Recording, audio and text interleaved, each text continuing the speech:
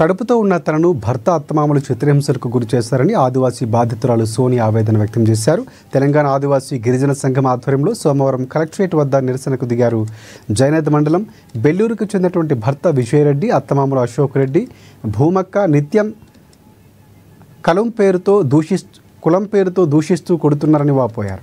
ఇక కడుపుతో ఉన్నానన్న కనికరం లేకుండా తన్నారని ఆరోపించింది. భర్తను అరెస్టు చేస్తే వెంటనే అత్తమామలు కూడా అరెస్టు చేయాలని డిమాండ్ చేశారు. తనకు ఆస్తిలో సగభాగం దక్కేలా చేసి న్యాయం చేయాలంటూ కన్నీరు పెట్టుకుందామె. అటు ఆదివాసీ సంఘాలు కూడా ఆమె పోరాటానికి మద్దతుగా నిలిచాయి. ఆదివాసీ బిడ్డను చిత్రహింసలు పెట్టిన ఆమె అత్తమామలు అరెస్టు చేయాలని, బాధిత మహిళకు న్యాయం చేయాలంటూ నినాదాలు చేశారు.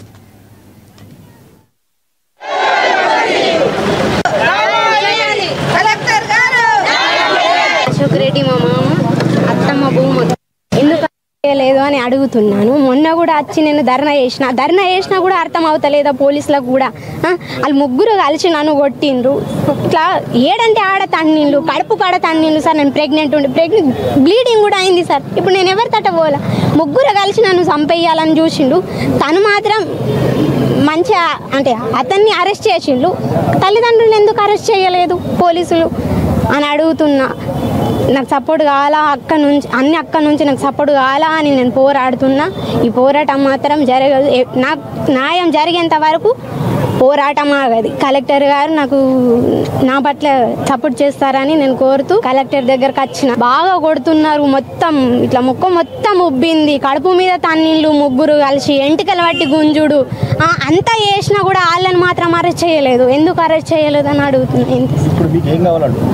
సార్ నాకు ఆస్తిలో సగభాగం కావాలా.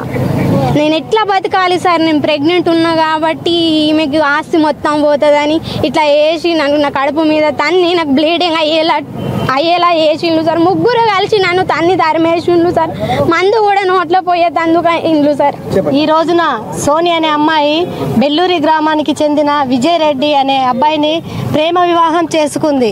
వాళ్ళు ప్రేమ వివాహం చేసుకునేటప్పుడు కులం అడ్డు రాలేదా?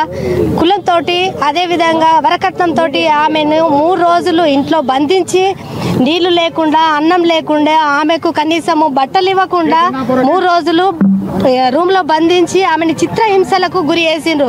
వాళ్ళ తండ్రి అయినటువంటి అశోక్ రెడ్డి, అదేవిధంగా భూమక్క, వీళ్ళు ముగ్గురు కలిసి ఆమెను ఒక మహిళ అనే అమ్మాయిని చూడకుండా చిత్రహింసలకు గురి చేసి ఒక గొడ్డును బాదినట్టు బాదారు. ఈ కేసుని మేము గత నెల 18వ తారీఖు నాడు ఫిర్యాదు చేశాము. ఇంతవరకు పోలీసుల నిర్లక్ష్యము దీన్ని